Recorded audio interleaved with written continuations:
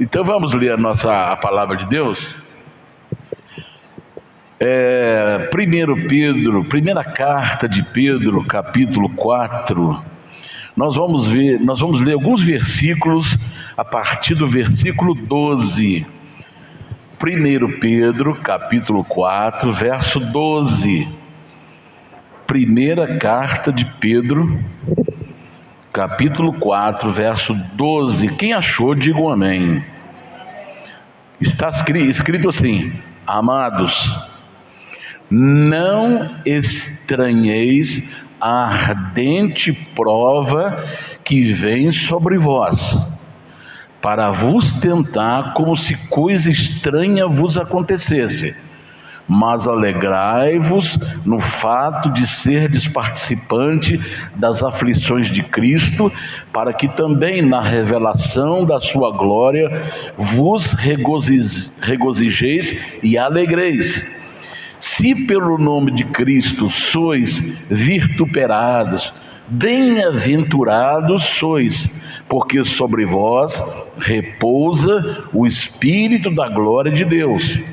Que nenhum de vós padeça como homicida, ou ladrão, ou malfeitor, ou como quem se intromete em negócios alheios, mas se padece como cristão, não se envergonhe. Antes, glorifique a Deus nesta parte, porque já é tempo que comece o julgamento pela casa de Deus. E se primeiro começa por nós, qual será o fim daqueles que são desobedientes ao Evangelho de Deus? E se o justo apenas se salva, onde aparecerá o ímpio, o pecador? Portanto, também os que padecem segundo a vontade de Deus, encomendem-lhe a sua alma como ao fiel Criador, fazendo o bem. Graças a Deus. Senhor nosso Deus e nosso Pai, te agradecemos, Senhor, por estarmos na tua casa nesta manhã. E eu te louvo pela oportunidade que o Senhor está nos dando de poder estarmos juntos aqui, Senhor.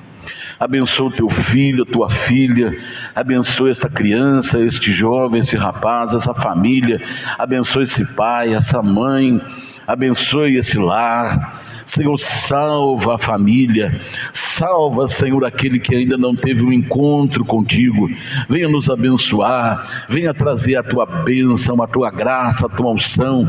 Não me deixe, Senhor, falar de mim mesmo, não me deixe, Senhor, desviar nem para a direita nem para a esquerda, mas, Senhor, que eu possa falar tudo aquilo que o Senhor colocar em mim, em meus lábios, em minha boca. Coloque as tuas mãos, que a minha mente seja inteira, dominada e dirigida pelo Espírito Santo. Coloque as tuas mãos sobre nós e nos abençoe. Unge os corações, unge os ouvidos de todos nós, para que possamos ouvir a tua ministração, a tua palavra, e termos uma experiência, um encontro real contigo. Abençoa o teu povo, abençoa os teus filhos. Eu te peço em nome do Senhor Jesus e te agradeço hoje para sempre. Amém, amém. Graças a Deus, digam todos graças a Deus, e podei vos assentar. Deus abençoe, glória a Deus, obrigado. Alguém aceita água? Se alguém quiser água, é só levantar a mão aí, tem um montão de gente aí que está à disposição aí com amor e carinho, para te servir um copo de água. Deus abençoe. Muito bem, se você quiser manter a sua Bíblia aberta aí no capítulo 4 de 1 Pedro, poderá fazê-lo, que nós vamos meditar rapidamente nesse texto. Muito bem, nós lemos a carta do apóstolo Pedro, que foi escrita 60 anos depois de Cristo. Essa cartinha que nós acabamos de ler aqui, alguns versículos do capítulo 4, ela foi escrita 60 anos depois de Cristo, que é Anno Domini ou DC, AD ou DC. Então, o conteúdo dessa carta Aqui cabe até uma pergunta. Esse conteúdo, esse pequeno conteúdo que nós lemos aqui, esse texto, você acha que esse texto foi escrito por alguém na nossa linguagem aqui no Brasil analfabeto? Na linguagem bíblica é chamado de indouto. A palavra in quer dizer não, douto quer dizer a pessoa que tem ciência, que tem conhecimento. Então, a palavra de Deus usa o termo indouto, quer dizer uma pessoa, na nossa linguagem, analfabeta. Você acha, pelo conteúdo que nós acabamos de ler aqui agora, você acha que isso foi escrito por uma pessoa analfabeta? Você acha que foi? Eu não vou perguntar diretamente a você para não constranger ninguém. Mas o conteúdo que nós lemos aqui, Pedro escreveu primeira carta, segunda carta. E como é que esses escritos deles são tão extraordinários? Segundo os entendidos, aquele que estuda a homilética, que é a arte de pregar, a arte de oratória, e aqueles que estudam a hermenêutica, que é a regra de interpretar textos, falam que o primeiro sermão de Pedro, que está lá no capítulo 2 de Atos, ele tem toda a regra de homilética e de hermenêutica, sendo que Pedro nunca fez teologia. Pedro nunca fez teologia. Se você estudar a vida de Pedro, ele não sabia nem escrever. Ele não sabia escrever o seu nome.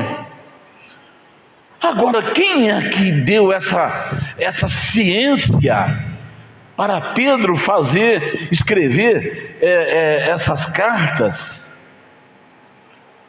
tão maravilhosa, ensinando para nós, ensinando para muitos doutores, ensinando para muitos cientistas? Um homem que não tinha letra, um homem iletrado, ensinando para doutor. Agora, por que ele conseguiu fazer essa obra de arte, que esse sermão, essas cartas maravilhosas, os sermões que ele pregou lá em Atos dos Apóstolos? Ele pregou 2 sermões. Num ele ganhou 3.000 almas para Jesus, no outro ganhou 5.000, em 2 pregações. Aqui entra a intimidade com o Espírito Santo. Por que Pedro conseguiu, sem assentar no banco de escola, ter essa ciência? Espírito Santo. O Espírito Santo conhece todas as línguas, conhece todas as coisas. E quando você tem o Espírito Santo, você recebe essa ciência, esse conhecimento. É por isso que você vê, às vezes, uma pessoa que nunca estudou no banco de escola, nunca teve a oportunidade de assentar no banco de escola, mas quando ele abre a boca, se ele é um servo de Deus, tem o Espírito Santo, você fala: onde a senhora estudou? Quem ensinou isso para a senhora? Não foi, é o Espírito Santo que está nela. Jesus não falou assim: olha, quando vocês forem presos, perseguidos, não se preocupe com o que falar, porque naquela hora o Espírito Santo colocará a palavra na sua boca. Então, nós vemos aqui essa carta de Pedro trazendo para nós instruções em relação às tribulações que nós estamos enfrentando hoje.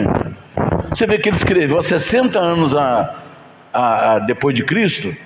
60 anos tem o que? Quase mais de 1900 1960 anos, 1960 anos atrás. 1960 anos atrás, aproximadamente. E qual é o livro escrito quase 2000 anos atrás que está atual hoje? E Pedro fez isso aí. Mas por quê? Porque sobre ele repousava o Espírito Santo. A Bíblia fala que o Espírito Santo nos ensina todas as coisas. Aleluia. Então Pedro escreve como devemos enfrentar as adversidades da vida. Então hoje eu quero falar rapidamente sobre 4 elementos que nos ajudam a enfrentar as provas, as crises, as adversidades. 4 elementos que nos ajudam. Mas antes eu quero mostrar para você a diferença entre tentação, porque Pedro usa aqui os 2 termos. Ele usa aqui, olha, no versículo 12, ele usa prova e usa tentação. Ele fala, olha, não estranhe a ardente prova. E fala assim, olha, não estranhe a tentação que está vindo. Então, é preciso saber a diferença entre ser tentado e ser provado. O que é tentar? O que é ser tentado? Ser tentado é ser induzido. Induzir é levar alguém a fazer determinada coisa. Deu para entender? Induzir é levar alguém a fazer determinada coisa. Essa coisa pode ser boa, mas ela pode ser também ruim. No caso aqui, é para coisa ruim, porque é tentação que leva a pessoa a fazer uma coisa errada. Ninguém vai tentar o outro para fazer uma coisa boa, né? Não, eu estou te tentando para você se alimentar, porque você não pode ficar sem comida. Aí a pessoa fala, puxa vida, essa tentação aí está querendo me obrigar a comer isso aqui, essa carne que eu não quero, né? Não é isso. Então, a tentação é induzir, no texto aqui, é induzir ao erro, é levar alguém a tomar uma atitude errada. Então, Pedro está usando esse termo aqui, olha, não estranhe a ardente prova que está vindo sobre vós para vos tentar. Então ele usa provar e tentar. Então tentar o que é? Induzir uma pessoa ao erro. Agora vamos à prova. O que é provação? Provação é o ato de provar, que vem de prova, aquilo que serve para estabelecer uma verdade. Aquilo que vem, e ela vem por demonstração ou verificação. Então vamos lá.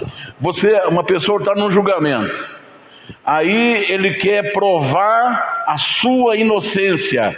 Então ele prova a sua inocência por testemunhas e prova a sua inocência por documentação. Então quando eu sou provado, a minha fé está sendo autentificada como servo de Deus, porque ele foi provado e ele foi aprovado. Deu para entender? Quando chega no final do ano, o que os alunos fazem? Uma prova, um teste. Se ele passa naquela prova, naquele teste, ele é aprovado. Ou seja, esse aqui agora tem um documento de aprovação. É diferente de tentação, que é levar a pessoa ao erro. Ser provado é carimbar a sua autenticidade como homem de Deus, como mulher de Deus. Como que você prova isso? Se você ora, se você lê sua Bíblia, você está provando que você é um servo de Deus com demonstração, com a sua demonstração. Quando você vem nos cultos, quando você adora a Deus, quando você glorifica a Deus, quando você honra a Deus, você está demonstrando, você está dando prova da sua autenticidade como servo de Deus com demonstração. Porque você ora, você é um servo de Deus, você adora a Deus, você foge das tentações, você foge de tudo aquilo que é prejudicial à sua relação com Deus. E através da verificação, verificar é documentar. Então, deu para entender a diferença entre tentação e provação? Pedro está citando os dois aqui. Aí o que Pedro fala? Ele fala assim, ó, quando você estiver sofrendo alguma prova ou sendo tentado, não estranhe isto. Os pais da gente, qual a recomendação que todo pai dá para os seus filhos? Ô filho, não siga nenhum estranho, não é isso? Não abra a porta para ninguém estranho. O que é estranhar? É aquilo que não é da nossa convivência, não é do nosso viver comum do dia a dia. Então Pedro está falando assim, olha, quando você estiver enfrentando uma prova ou uma tentação, não ache isso estranho, porque isso aí é comum na nossa vida cotidiana. Porque todo servo de Deus, se ele tenha, que ele ainda fala aqui, olha, sobre vós, versículo 14, se pelo nome de Cristo sois perseguidos, caluniados, bem-aventurados sois, porque sobre vós repousa o Espírito da glória de Deus. Quando alguém não tem o Espírito Santo, nada vai acontecer com ele. O dia dele será feliz, entre aspas. O dia dele será sem nenhum problema. Sabe por quê? Porque ele não está incomodando o inimigo, não tem nada nele que incomoda o inimigo. Não tem nada nele. O inimigo não se preocupa com ele, porque ele já é dele. Agora, quando alguém escapa da malha do inimigo e está cheio do Espírito Santo, então pode esperar provação e tentação. Isso não deve ser estranho para nós. É isso que Pedro está falando aqui, olha, não estranho, não ache estranho, porque isso aí é comum. Eu estou sofrendo, você está sofrendo, lá no Japão, servos de Deus estão sofrendo lá na Coreia, lá os irmãos estão sofrendo lá, na África os irmãos estão sofrendo, no Afeganistão estão sofrendo, em todos os continentes do mundo, os irmãos estão sendo perseguidos. E tem lugar que a perseguição é muito maior. Por exemplo, na Índia, quem é cristão mora isolado em aldeias. Lá tem 2% da população de cristãos. Na Índia, 87% são hindus, 11% muçulmano e 2% cristãos. E os cristãos, quando é cristão, não tem emprego para ele não. Qual a sua religião? Minha religião é o cristianismo, eu sigo Jesus. Então infelizmente não tem vaga para você. A pessoa vai para alugar uma casa. Eu vi ali, você está alugando a sua casa, Você é hindu, Você é muçulmano ou você é cristão? Eu sou cristão. Ah, então o lugar de vocês é lá fora da cidade, na aldeia tal, é lá que você tem que morar. Porque na estátua de Bahamas, até parece que é o Bahamas aqui, né? Na estátua do deus Bahamas, representa os pés inferiores, pessoas inferiores. Olha como é que a sociedade, ela separa as pessoas. Está dando para entender? Então, quando eu e você estamos enfrentando uma provação, uma tentação, eu, Daniel, penso que eu estou sofrendo sozinho. Eu penso que aquilo só está acontecendo comigo. Mas quando Deus me mostra, Pedro está falando assim, olha, não está acontecendo com você não.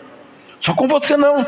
Está acontecendo com seu irmão lá da sua igreja. Está acontecendo com seu irmão lá do Japão. Está acontecendo com seu irmão lá da China. Está acontecendo com seu irmão lá do Afeganistão. Está acontecendo com seu irmão lá da Venezuela. Está acontecendo com seu irmão lá do Chile. Está acontecendo com seu irmão lá dos Estados Unidos. Está acontecendo com seus irmãos lá do Canadá. Eu não estou sozinho nesse ardente fogo, que eu não posso chamar de estranho, porque ele é do convívio do cristão, ele faz parte do nosso convívio. Deu para entender, irmãos? Quando alguém abandona Jesus por causa de uma perseguição, por causa de uma luta, por causa de uma prova, você está deixando de participar, de ser participante no sofrimento de Jesus. Paulo fala, se nós sofremos com ele, vou te dar o texto que vai ali para o telão, 2 Timóteo 2, do 11 ao 13, está lá, olha, que se morrermos com ele, também com ele viveremos, se sofrermos com ele, também com ele reinaremos, se o negarmos, também ele nos negará, se formos infiéis, ele permanecerá fiel, porque não pode negar a si mesmo. Se eu estou sofrendo, eu estou sendo participante do sofrimento de Jesus. E se eu estou sofrendo como Jesus sofreu, eu não posso sofrer como homicida. Pedro está falando aqui, olha, não sofra como se você tivesse matado alguém. Não sofra como se você tivesse roubado alguma coisa. Não sofra como um malfeitor. Não sofra como alguém que tenha se metido em negócios de outras pessoas. Mas sofra como servo de Deus, como cristão. Sofra com alegria, sabendo que todo mundo que serve a Deus está enfrentando as mesmas provas, o mesmo fogo, as mesmas tentações. Sofra com alegria, sabendo que sobre nós repousa o Espírito da glória de Deus. Glória a Deus. Se você está sofrendo alguma perseguição, é porque o Espírito de Deus está sobre você. Aleluia. Aleluia. Alguém chegar assim do nada, eu não gosto de você. Eu já sabia. Sabe por quê? Porque repousa sobre mim o Espírito da glória de Deus. Deu para entender, irmãos? Não espere ser amado pelo mundo. Não espere glórias do mundo. Primeiro, a glória do mundo é passageira. Primeiro, a fama do mundo é passageira. Nós temos que firmar nas coisas eternas, nas coisas que nunca terão fim.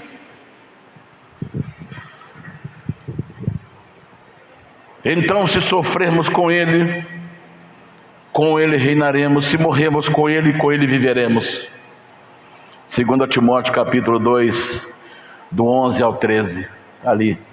Porque sobre vós repousa o Espírito da glória de Deus, que é o versículo 14 de Pedro 4.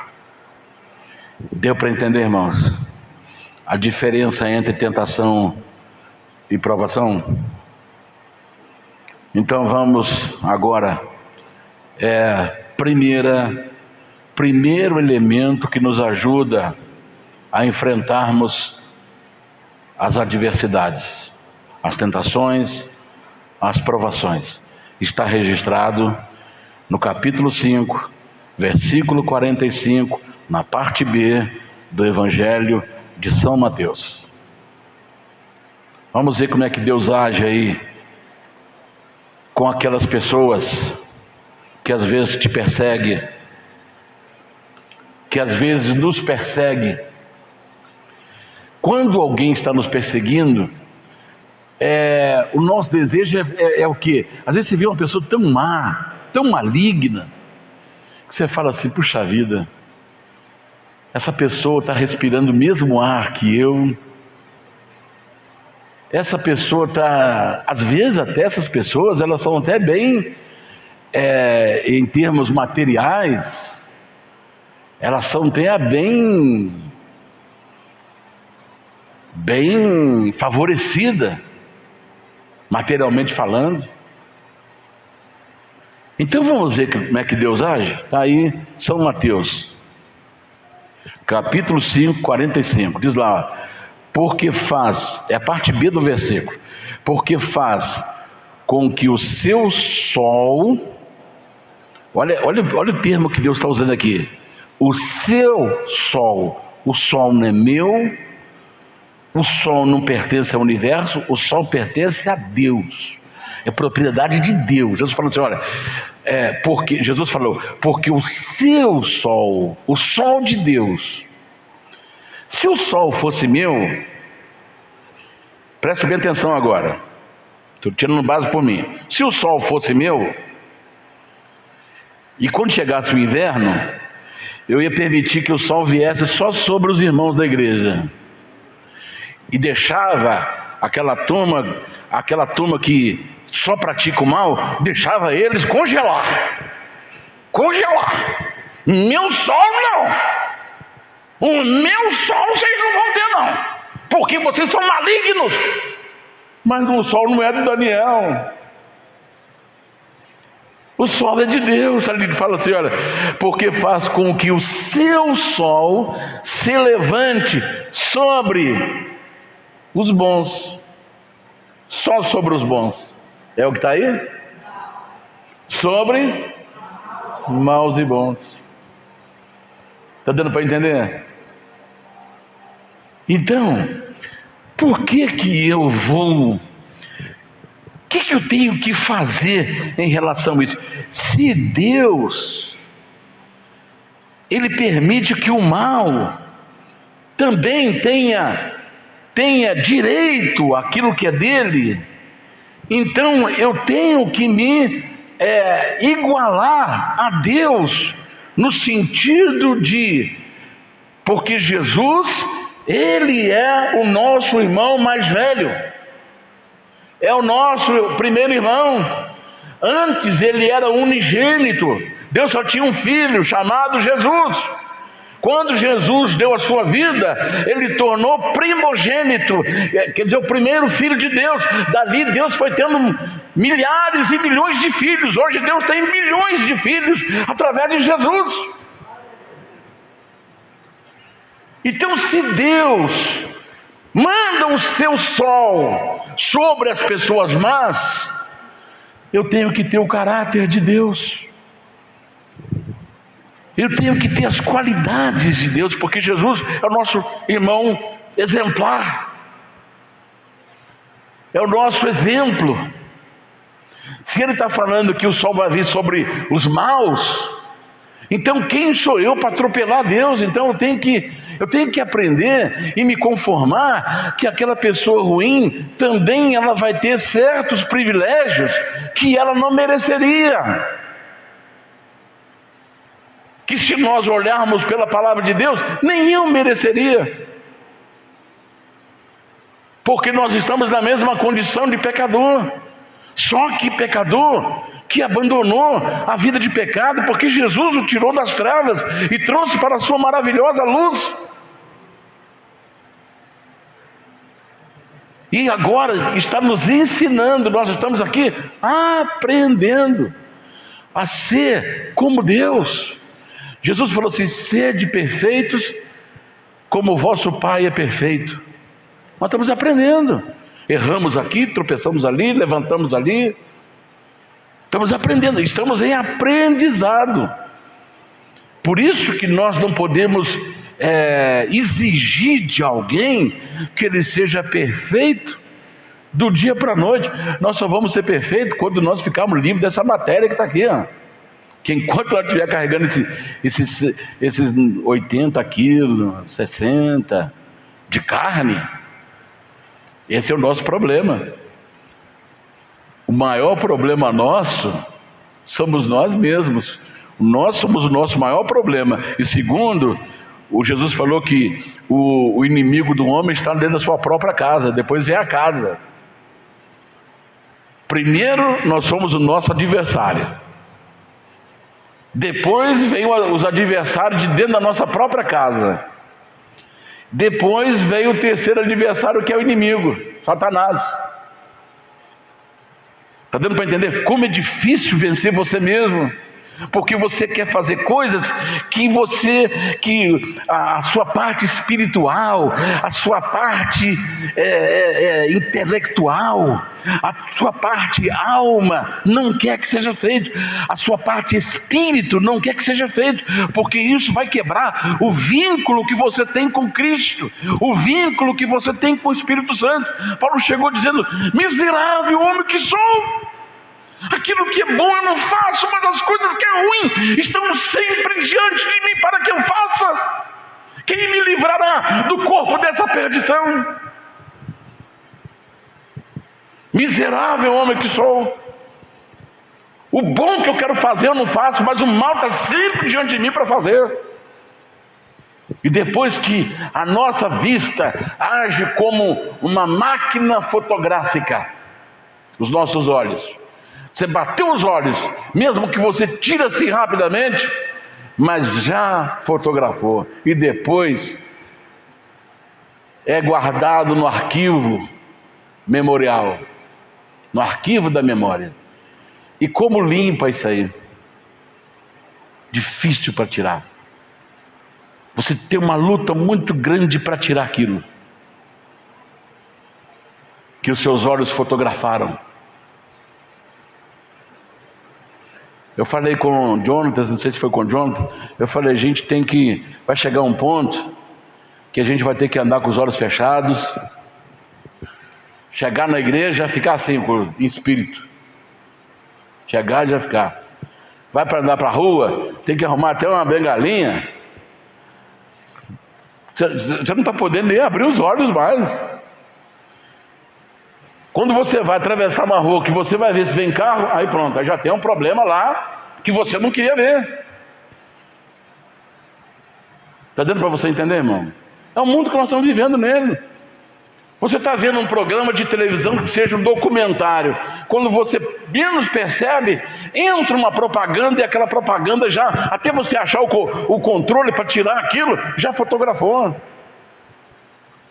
E depois para tirar uma luta. Então já tem que andar com o controle na mão.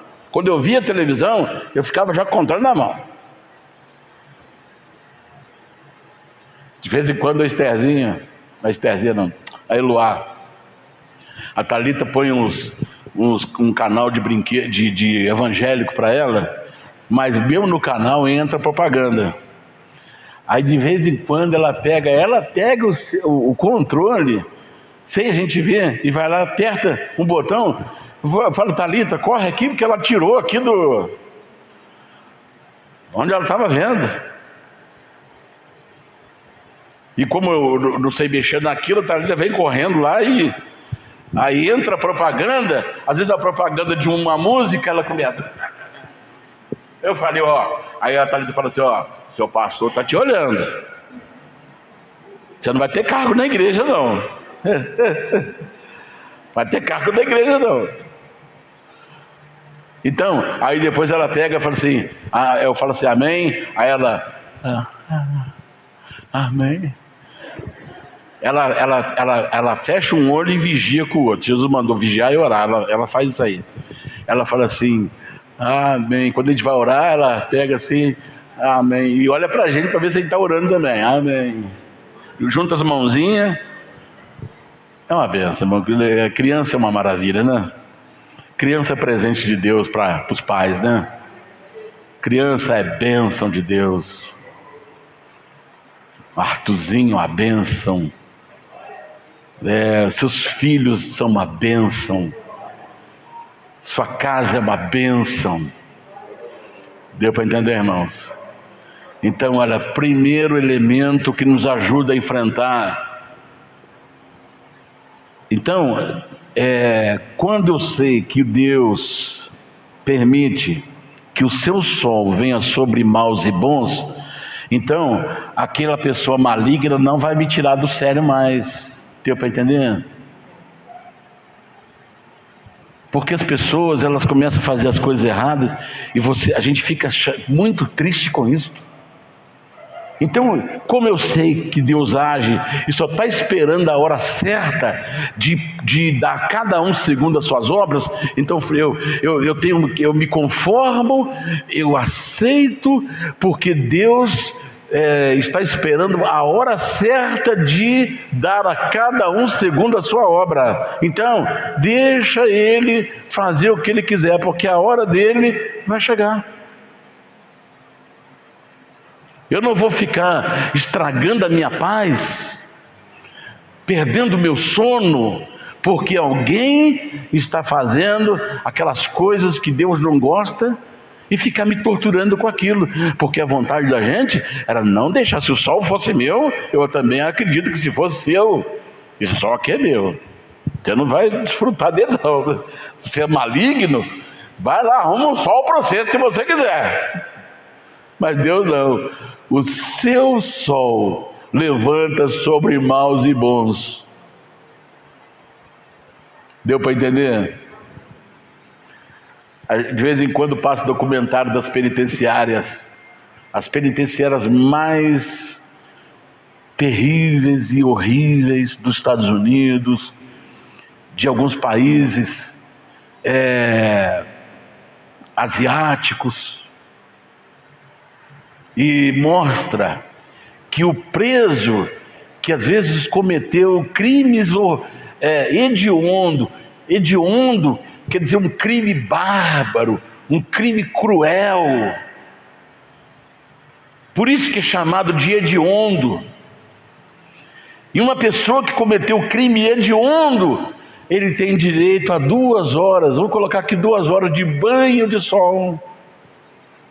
Se o sol fosse meu, se o sol fosse seu, na hora que ele saísse para tomar banho de sol, eu escondia ele.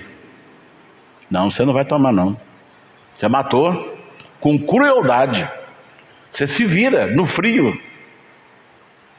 Porque o sol é vitamina. Não vou te dar vitamina. É vitamina D, me parece. É vitamina D para ele ficar mais forte, para depois sair dali e matar mais. Está dando para entender, irmão? Vai ligando uma coisa com a outra. Mas Deus, Ele não é igual a Daniel, que é tudo para mim. Não, Deus, Ele permite que todos desfrutem do seu sol, do seu calor, das suas chuvas, mas o dia todos terão que prestar conta dos seus atos perante Ele. Aí sim, cada um vai para o lugar que escolheu. Mas até lá eu tenho que aprender a não ficar sofrendo como se eu fosse um homicida. Deu para entender, irmão? Eu não posso ficar sofrendo como se eu fosse ladrão. Puxa vida, aquela pessoa está fazendo eu sofrer. Não. Então, o primeiro elemento que me ajuda a enfrentar a tentação, a aprovação é saber que Deus está no controle de tudo e cuida de todo mundo, e vai chegar uma hora que todo mundo vai, cada um para o seu lugar certo. Aí não vamos mais ser provados nem sermos tentados. Agora, você tomar uma decisão de abandonar Jesus Cristo por causa de elementos, não faça isso. Você abandonar Jesus porque aquele elemento usa o púlpito para poder comercializar a palavra de Deus. Você abandonar Jesus ou a casa de Deus, a igreja do Senhor, que manda a gente congregar, porque outros lugares eles usam a igreja como palanque eleitoral. Não! Eles que estão usando o palanque como palanque eleitoral, o púlpito como palanque eleitoral, vão ter que dar conta para Deus, vão ter que prestar conta dos seus atos. Aqueles que estão vendendo os membros da igreja a troco de voto vão pagar caro por aquilo que estão fazendo, porque a ovelha não pertence a ele. A palavra de Deus fala: não seja como o dono do rebanho, porque o rebanho não te pertence, o rebanho é do Senhor.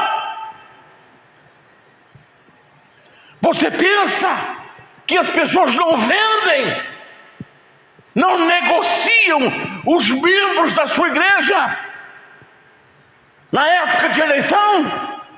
Vendem os membros, vendem os votos dos irmãos. Eles vão pagar caro por estar negociando vidas a troco de bens materiais. Então eu não posso abandonar Jesus por causa desses malandros, por causa desses falsos profetas, desses falsos pastores, que agora estão sendo trago à tona o seu lixo, a sua sujeira. A sujeira deles serão expostas como ferida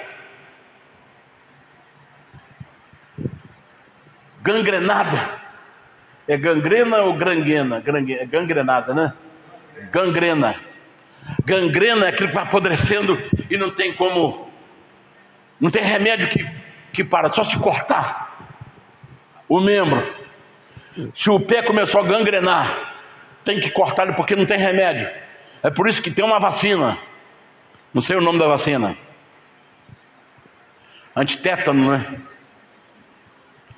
A vacina antitétano é exatamente para evitar a gangrena, a morte rápida das células. Por isso que qualquer feridinha que você tem, se for no médico, você tomou vacina da antitetânica? Não, tomei há 10 anos, ela vale por 10 anos. Não, então vai lá e toma, para evitar a gangrena. Então, a gangrena desses líderes serão expostas, mas eu não vou abandonar o meu Senhor por causa deles. Eles serão expostos. Jesus falou que eles estariam entre nós, que eles estariam negociando a igreja, eles estariam vendendo a igreja.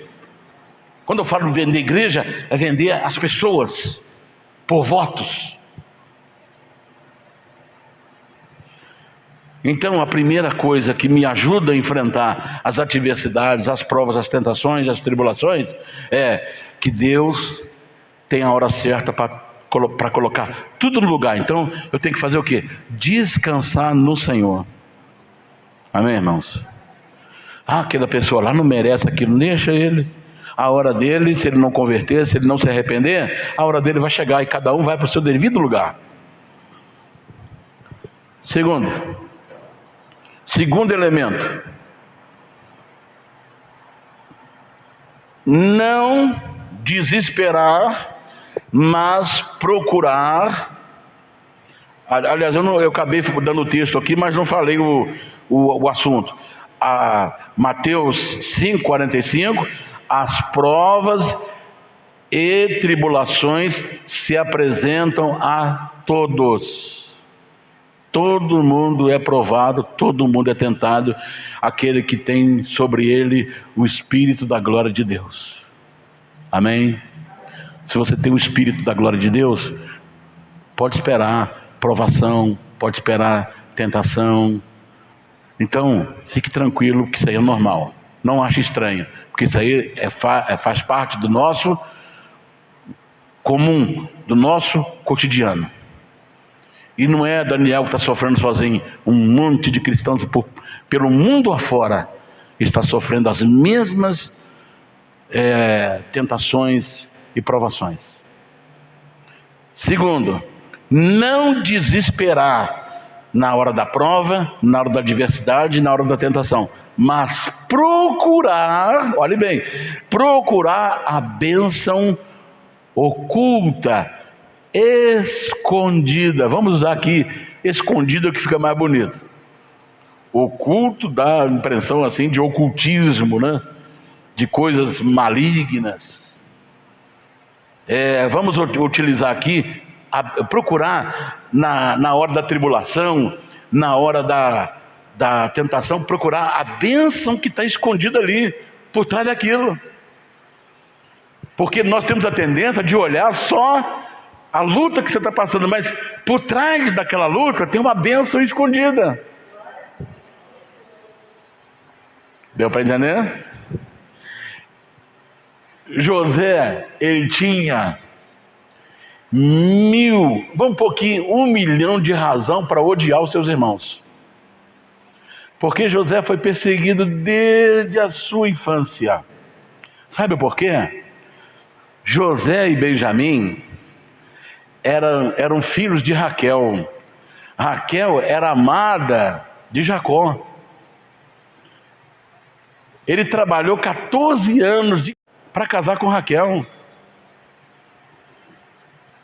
Então, Benjamim era o filho caçula, e José era o segundo filho. José e Benjamim eram os 2 filhos de Raquel. Então, Jacó tinha assim um carinho muito especial, porque José e Benjamim eram assim filhos da sua amada. E isso causava inveja nos outros 10 irmãos, que eram filhos de Léia, com Jacó também, que formam as 12 tribos de Israel. Aí eles procuravam onde José ia, eles ficavam perseguindo José, maltratando José. Vem aí o queridinho do papai. Talvez já aconteceu isso aí? É o queridinho da papai. Por isso que nós em casa temos que ser justos com nossos filhos. Se você der para um, dá para o outro também. Não tenha filhos prediletos, porque senão vai gerar lá na frente uma briga entre os dois. Então trate todo mundo igual. A minha mãe, a gente tinha muita luta quando era criança, e 11 bocas para alimentar, fora pai e mãe. Então comprava aquelas bisnagas desse tamanho assim, ó. Era uma bisnaga para 12, para 13, mas só que o pai e a mãe nem fazia parte. Aí a gente rodeava-se a mesa, que era a hora de partir aquela bisnaga.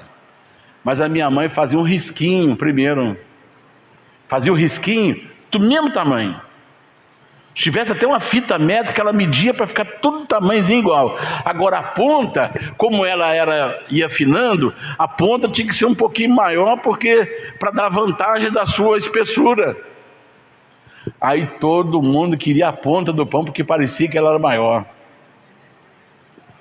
Rodeava a mesa, a mãe dava os risquinhos, deu 11 risquinhos. Aí quando ela começava a cortar, que acabou de cortar, acabou o pão. Aí quem pegou a ponta já saía para lá, medida que a minha aqui, ó. Ela procurava ser justa, para ninguém ser tratado melhor do que o outro. O que dava para um, dava para o outro também. Aqui, José tinha 1 milhão de razões para odiar os seus irmãos, porque ele foi perseguido desde criança. E por fim, José foi vendido, estou resumindo aqui, José foi vendido pelos seus irmãos para um vendedor de escravo, comprador e vendedor de escravo que ia para o Egito. Venderam José. Chegou no Egito, o vendedor de escravos vendeu José para Potifar. E de repente aconteceu tudo aquilo que nós sabemos, a fome que abalou a terra naquele tempo, mas no Egito tinha comida. Aí o pai de José, que era Jacó, falou: filhos, eu estou sabendo aqui que no Egito tem comida, vai lá e compra comida para nós. Chegou lá, quem é que estava lá vendendo o alimento no Egito? Quem era o vendedor? Quem era o administrador? José. Só que ele estava irreconhecível, porque ele se vestia como egípcio. Aí eles chegaram, todos eles se curvaram diante de José, mas sem saber que era José. Mas José reconheceu todos eles e não falou nada, ficou quieto. Deixa eles. Eu não vou me alongar na história, só vou resumir. Quando José, depois de tanto idas e vindas, José falou assim: olha, deixa eu falar uma coisa para vocês. Chamou os seus assessores, falou assim: olha, reúne todo esse pessoal aí numa sala, deixa eu sozinho com eles. Aí quando ele estava sozinho na sala, tudo com medo: o que esse homem quer com a gente? O que esse egípcio quer com a gente? Quando José entra, José fala assim: gente, eu sou irmão de vocês. Eu sou irmão de vocês, que vocês venderam como escravo. Mas eu não estou com raiva de vocês. Sabe por quê? Não foi vocês que me venderam para cá. Foi Deus que me mandou para cá, para preservar a vida de vocês, para preservar a nossa família. José descobriu a bênção que estava oculta em toda aquela perseguição. Está dando para entender, irmãos? Quando nós estamos sofrendo alguma perseguição, tem uma bênção escondida atrás dela. Ao invés de ficarmos reclamando, procure descobrir a bênção que está oculta ali, escondida, atrás daquela luta que você está enfrentando.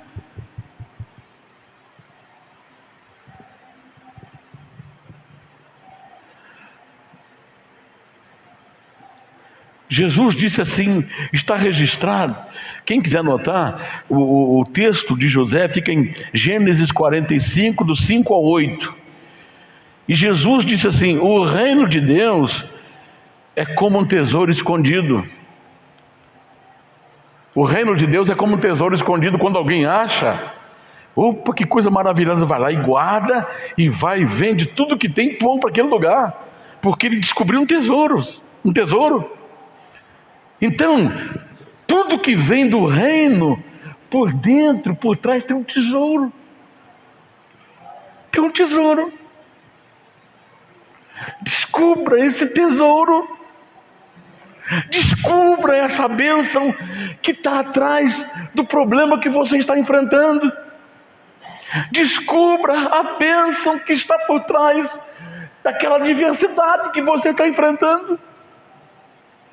E aí, quando você descobre, você fala: puxa vida, que coisa maravilhosa. Ao invés de amaldiçoar quem provocou o problema sobre você, você vai agradecer: muito obrigado você que fez isso, porque se você não tivesse feito isso, isso não tinha acontecido comigo, essa coisa boa não tinha acontecido comigo. Deu para entender? Atrás de uma adversidade, atrás de uma tentação, atrás de uma luta, atrás de uma provação, atrás de um fogo ardente, tem um tesouro escondido, tem uma bênção escondida. Esse é o segundo elemento. Descubra a bênção que está por trás da sua luta. Terceiro, Deus nos corrige para nosso aperfeiçoamento. Está registrado em 1 Coríntios capítulo 11, 31 e 32. Porque se nós nos julgássemos a nós mesmos, não seríamos julgados. Mas quando somos julgados, somos repreendidos pelo Senhor para não sermos condenados com o mundo. Às vezes Deus está usando a provação para nos corrigir. Sabe para quê? Para que o Daniel não se perca, para que eu não seja condenado com o mundo. Então, atrás daquela provação, Deus está me disciplinando. Eu tenho que conseguir enxergar isso aí. Eu tenho que conseguir ver isso aí. Quando eu vejo isso aí, não, é Deus que está no controle disso aí. Não é o inimigo, não, é Deus que está no comando. É Deus que está no controle. Deus está me corrigindo, me disciplinando. A gente, como pai, a gente não disciplina nossos filhos? Por que nós disciplinamos nossos filhos? Para que ele não caia no mesmo erro que talvez nós tenhamos caído. O que você faz? Você deixa o seu filho fazer o que quiser? Não, você põe regras. E quando ele quebra aquela regra, o que você faz? Você dá uma punição, você corrige. Você não vai ficar no videogame por 5 horas.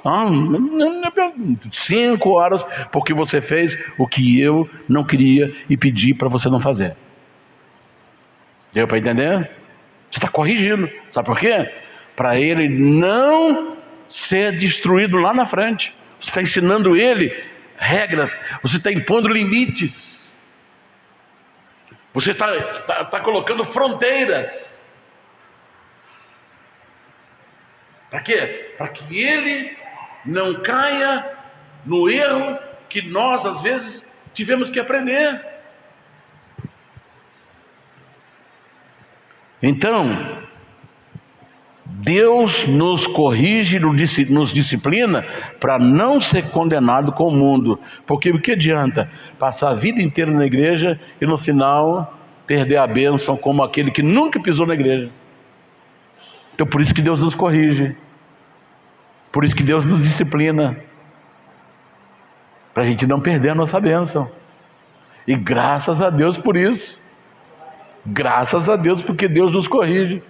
Graças a Deus que Deus nos impõe limite, porque senão nós extravasaríamos os desejos. Por último, no porvir não haverá dor. Apocalipse capítulo 21, verso 4. Apocalipse 21, verso 4. E Deus limpará de seus olhos toda lágrima, e não haverá mais morte, nem pranto, nem clamor, nem dor, porque já as primeiras coisas são passadas. Então, o que nós aprendemos com essa última parte? Que a nossa provação e as tentações, Deus vai pôr um ponto final nelas. Deu para entender? Isso não vai ficar para sempre. Ela tem um ponto final. Daquele ponto final não tem mais dor. Daquele ponto final não tem mais morte. Daquele ponto final não tem mais lágrimas. Daquele ponto final não tem mais sofrimento. É só alegria. Então o que nós temos que ser? Pacientes nas tribulações. Esperar que vai chegar o momento. Alguns dos nossos entes queridos já estão lá desfrutando, mas vai chegar a nossa hora de nós podermos chegar lá e nunca mais ter dor. Então, Pedro, se não me falha a memória, ele fala assim, olha, Pedro ou João, se não me falha a memória, ele chama de poucochinho de tempo. O Jonathan já está vendo ali. Poucochinho de tempo. Que é muito pouco tempo mesmo. Poucochinho de tempo. Deixa eu ver se ele achou ali. Poucochinho de tempo.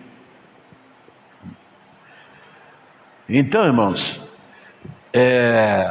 o quarto elemento, Deus vai pôr um ponto final em tudo. E a hora está chegando. O momento está chegando. Então, completando o versículo aqui, Deus limpará dos seus olhos toda lágrima, e não haverá mais morte, nem pranto, nem dor, nem clamor, porque já as primeiras coisas são passadas. Tudo isso que você está passando, vai passar. Tudo isso que eu estou enfrentando, vai passar. Então só aguenta firme. Não tome decisão precipitada. Não chute o balde. Ninguém aguenta isso mais. Não. É isso que o inimigo quer. É isso que ele quer, que você chute o balde. Não chute o balde. Espere um pouquinho, tenha paciência. A hora está chegando.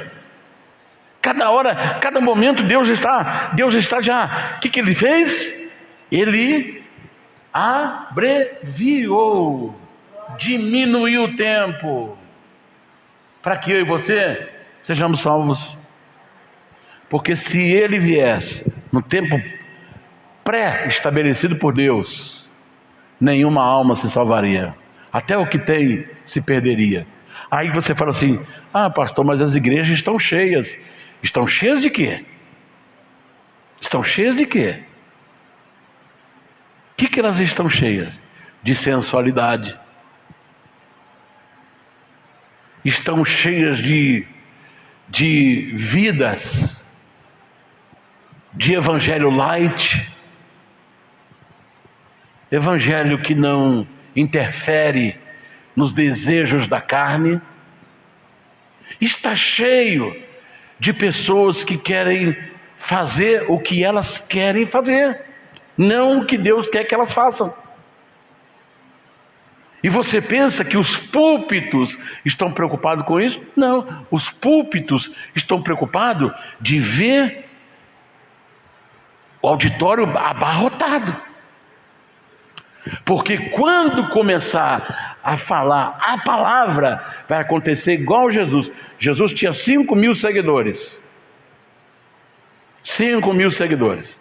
Quando ele falou assim, olha gente, agora vocês estão vindo atrás da carne, atrás do pão que eu multiplico, mas agora eu quero falar uma coisa muito forte e especial para vocês. Quem não comer a minha carne, quem não beber o meu sangue, não tem parte comigo. Aí todo mundo começou a virar as costas e ir embora. Acabou a igreja. Foi só Jesus falar a palavra, acabou a igreja. É o que está acontecendo hoje. Quando você começa a falar a palavra, quem não é da palavra, racha fora. Vou procurar um lugar aí que deixe fazer o que eu quero. Está ali o texto, achou. Volta para mim um pouquinho só. Porque ainda um poucochinho de tempo, o que há de vir virá e não tardará. Só mais um pouquinho. Só mais um pouquinho de paciência. E ele vai pôr um ponto final nisso aí. Só mais um pouquinho. Tem um hino que diz assim, espera só mais um pouquinho e o noivo há de vir. É uma canção, lembrei aqui agora, mas não sei a letra, não sei a música, não sei nada. Então, irmãos,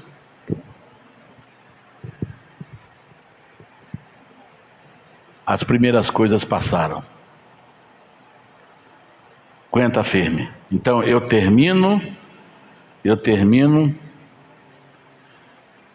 A palavra de Deus diz assim, que nós devemos viver consciente de tudo, porque tudo é transitório e passageiro.